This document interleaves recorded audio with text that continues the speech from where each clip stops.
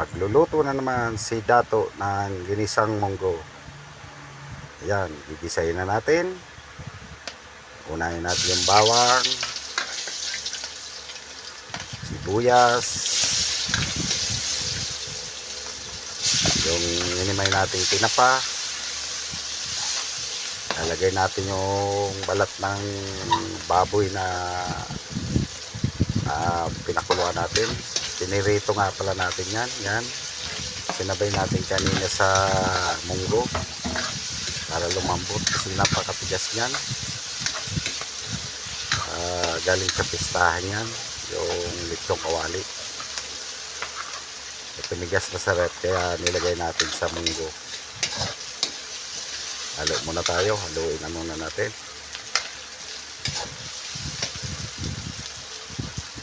Pag pwede na, lalagay na natin yung ating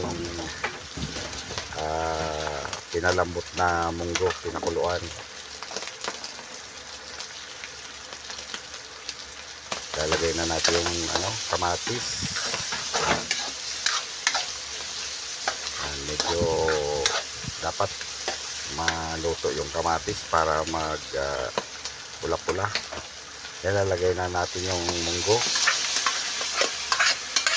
Kadali lang mga kadato. Pakasimple lang yan. Lalagyan nga pala natin ng mainit na tubig yan para hindi masyado kasing malapot.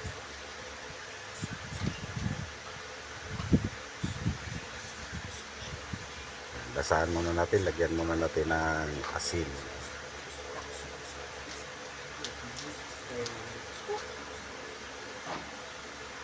Ayan, hindi ko na pinakita sa inyo yung paglagay natin ng mainit na tubig, kumukulo na. Lagay na natin yung pork at saka betchin. Kung kulang pa, lagyan pa natin ng asin yan.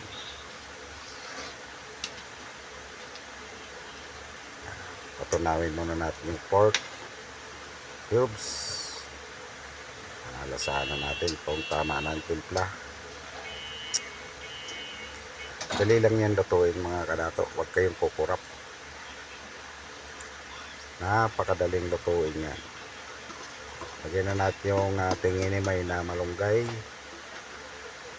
Iningin natin dito sa kapitbahay. Mas paano kasi yan masustansya.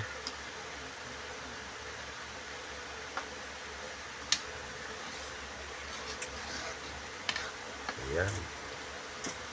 Dali lang ito yung mga kadato. Yan, pwede nang alisin. Luto na ang ating ginisang munggo.